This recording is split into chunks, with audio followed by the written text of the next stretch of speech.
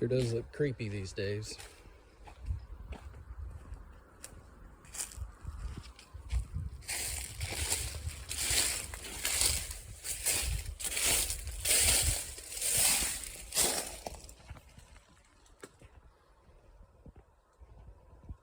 Makes you wonder what kind of services and revivals they had in this thing back in the day. I don't even know when it was built, but it's been around for a long, long time. My family and I moved to this property, and I think it was about 93, maybe 94. But when we first moved here, we didn't have any power, we didn't have any water. My dad cut this road in with a pickup truck and a chain, and we basically just carved a little area out in the middle of the forest, and that's where we lived. And before we had anything, when the stormy weather would come, we would actually come down here and take shelter in this old church here, and made for some creepy nights, I won't lie to you.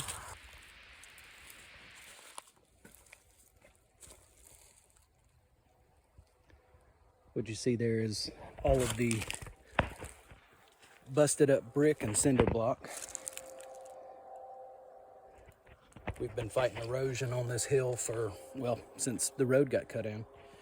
And gravel was always pretty expensive, so what my dad would do, he would keep his eye out, and anytime he saw a piece of property that had maybe a old chimney standing, or maybe it was a block house that got burned down or something like that, he would stop and ask the people, and if they let him have his stuff, he would go and clean up the property, and we'd load all the bricks and the blocks into the back of the truck, and we'd bring them back here and shovel them out, and take a ball-peen hammer or a claw hammer or sledgehammer, depending on how big the debris was, and we would bust that by hand and fill in all the ruts.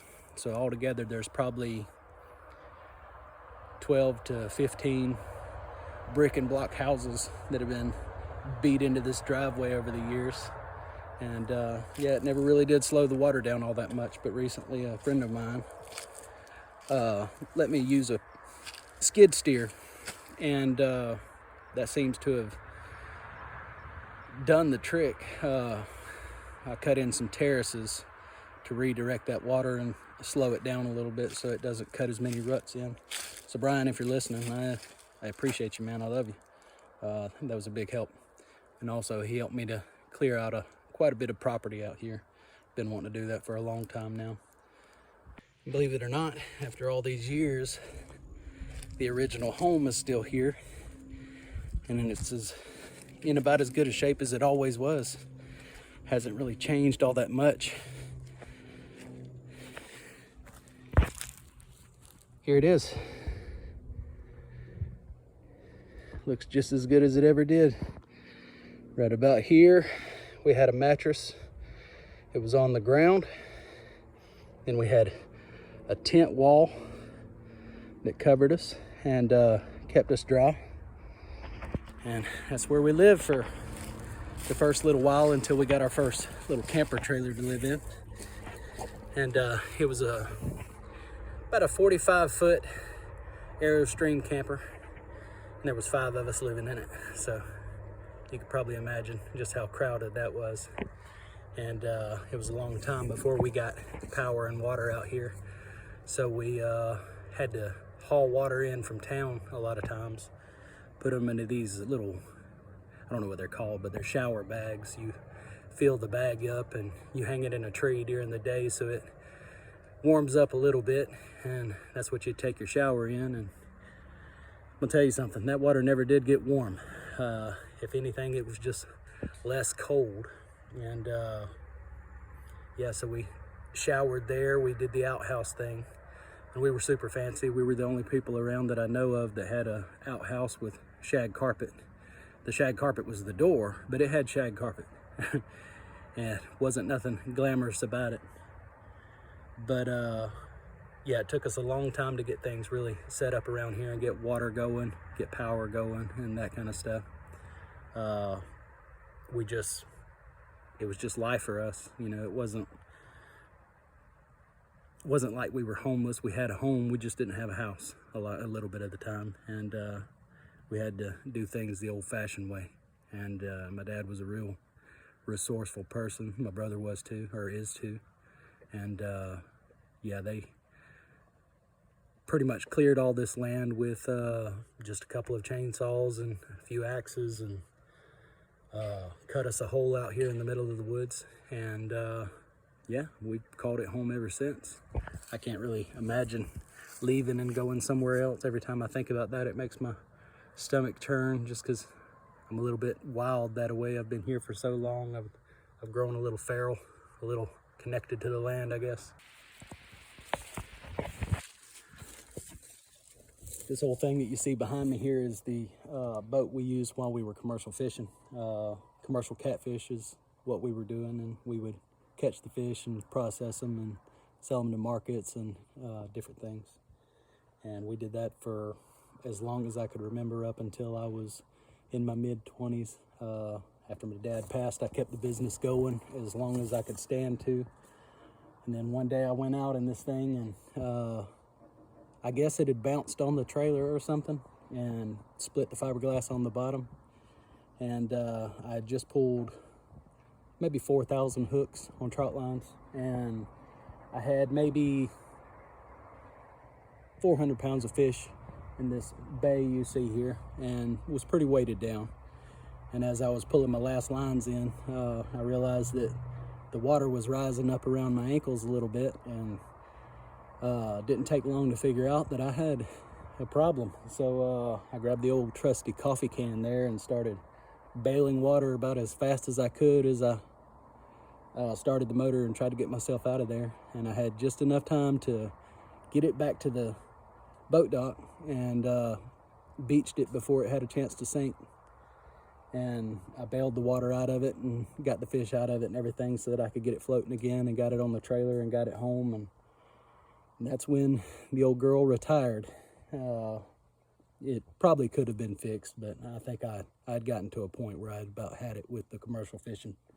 That's not an easy life for anybody, and doing it by yourself the way I was, it was just a nightmare. But yeah, she's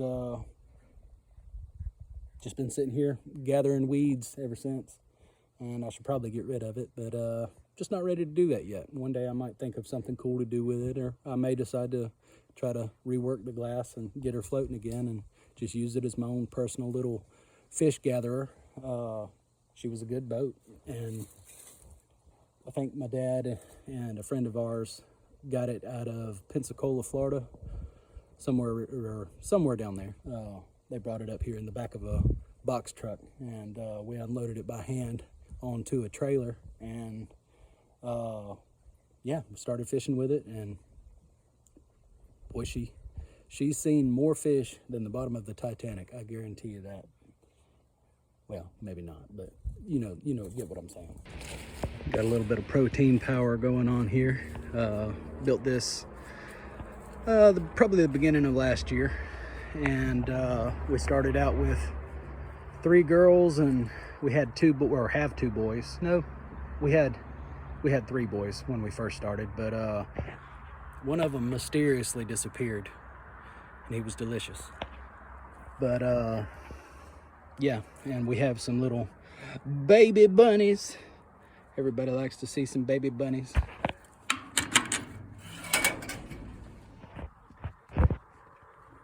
And they have got some pretty awesome little color patterns to them there. This guy looks like he has a mustache and eyeshadow on, and she's got some eyeshadow on her as well. And yeah, they're pretty cool.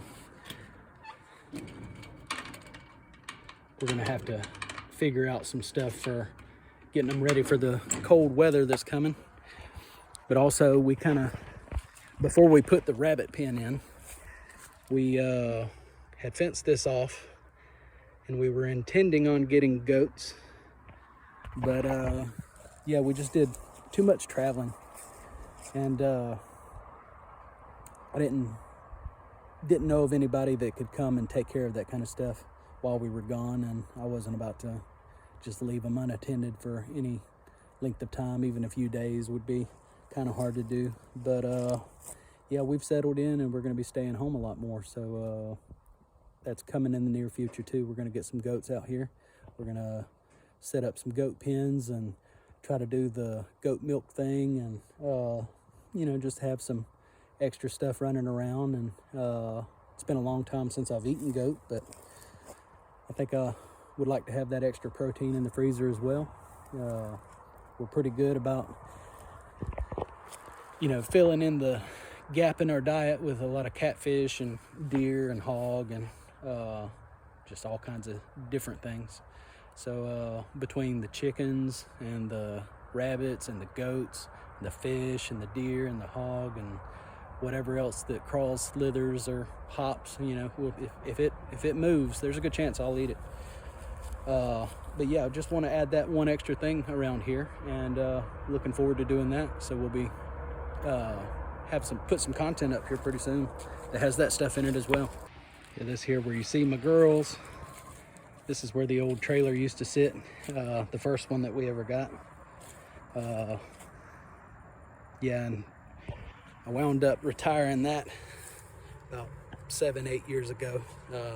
We used it as a tool shed for the longest time, but finally tore it down and tried to clean up the land a little bit, and that's still a work in progress, but we'll get there.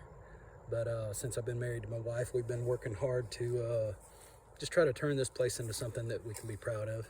Not that I'm not proud of it now, proud of where I come from, but you know what I mean. Just we want something that is special, and that's kind of what this place has become for us. And we started doing the gardening thing and the chickens and the rabbits, and yeah, we just have a lot of things, a lot of big dreams on things that we want to do around here. We cleared a bunch of land back in behind us there, and going to be doing a lot more fruit trees and berry bushes, and we would like to do some permaculture, food forest type stuff. So going to make some content about that stuff as well. And also, you know, you see the raised beds that we put in there, and they're looking a little bare right now. We got into the bad habit of being gone a lot, and the garden thing just kind of died off for a little while. But that's one of the reasons we wanted to do this channel, just to get that little bit of extra encouragement to stay focused on that garden and focus on what we have going on around here, and get things back to the way that we want them to be. And yeah, we're going to be working on some of that. There's a frame over here. We're going to be turning that into a greenhouse here pretty quick.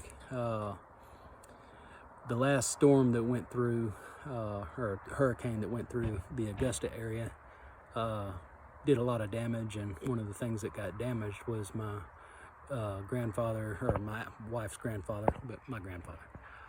His sunroom got damaged, and he gave us a bunch of windows that they took off the place whenever they were rebuilding it and stuff. So he asked me if I wanted them. I said, yeah, because that's what we're going to build that greenhouse of, all except for the top.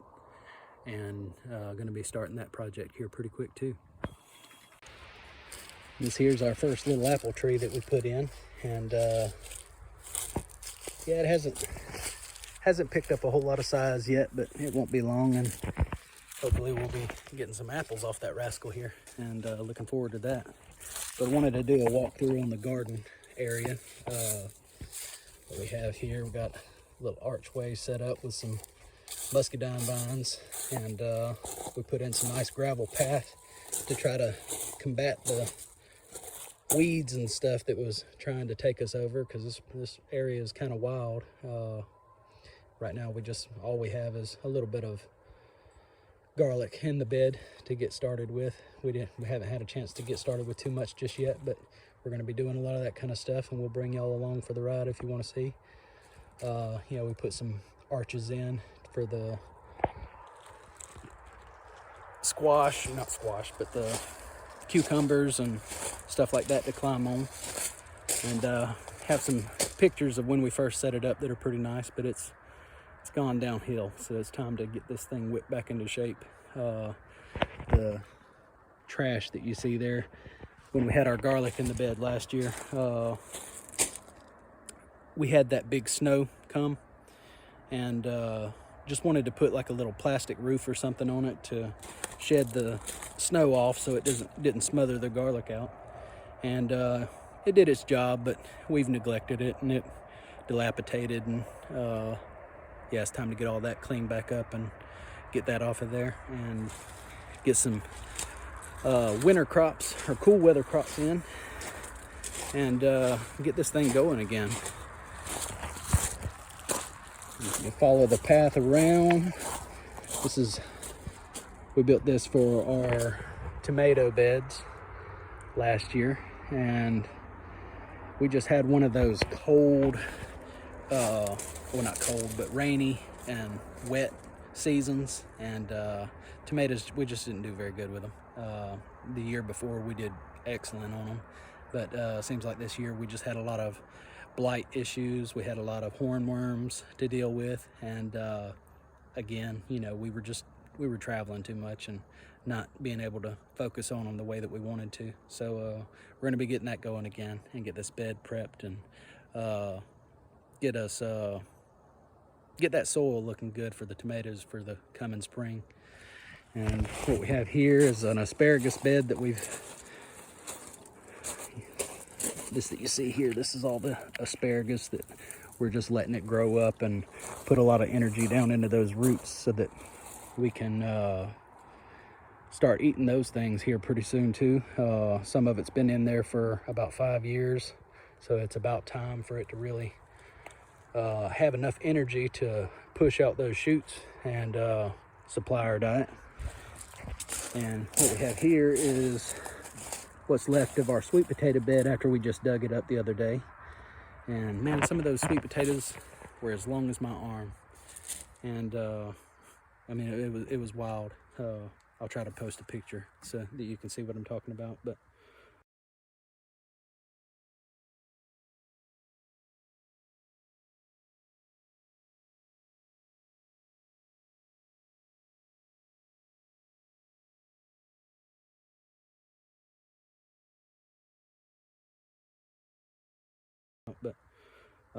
yeah, we had a pretty good harvest off of it. It was our first time growing them, and we didn't know very much about it. We just kind of threw them in, and I fed the bed with the rabbit droppings, and that was a good thing to do because, man, we had a pretty good harvest off that stuff. So we're going to be putting that back, and I would imagine we probably missed a few tubers here and there, so I would imagine it's probably going to just come back on its own, but we'll plant it again if it doesn't. And yeah, I built this terrace area here. My wife, she gets a little bit teeter-tottery when she's walking around on these slopey areas and stuff. She's kind of like a toddler, you know. She can trip over her shoelace and fall in slow motion and look like a cartoon. I like to make fun of her about that, but yeah, I just wanted to level this area off and make it a little easier for her to get around in, and just make it a little more appealing. And had it looking great there for a pretty good while, but like I said, we just got sidetracked, and it's time to get things back going. What you see back there is all the land where all the permaculture food forest and stuff is going to go. And looking forward to getting started on that and get us some more fruit trees in. And we don't have any particular fruit trees in mind just yet. I know we want to do some figs, and we want to do some satsumas and pear trees and more apple trees and that kind of stuff. But we're just going to try to make it as diverse as possible, make this place like our own little personal Garden of Eden kind of deal. If you know, if Garden of Eden was in a trailer park, because yeah, there's only so nice that I can make this place right now. It'll take a little time before it really starts looking like something, but I'm not really all that fancy of a person. I don't know if you can tell or not. So we're good with it. But yeah, it's one of the other things that we're about to have going is getting this stuff back in order, and yeah, just try to be as self-sufficient as possible. So yeah, we've been wanting to start a YouTube channel for several years now. But one of the things that I thought was important, and one thing I didn't want to do was to show you a turd that's been rolled in glitter and pretend like it's a diamond or something. This is all a work in progress, and there's going to be some mistakes made along the way, and there are some things that we've already done well with. The chickens is one good example of that. We do great with our eggs and stuff. We give a lot to friends and family that wants them, and we sell some, and we eat as many as we can stand to eat. And one of the things that we'll be doing is showing you all the creative ways we've come up with to be able to eat the eggs without getting burned out on them. We have them for breakfast all the time, and then we also do a lot of dinners with them and stuff. So breakfast for dinner a lot of times.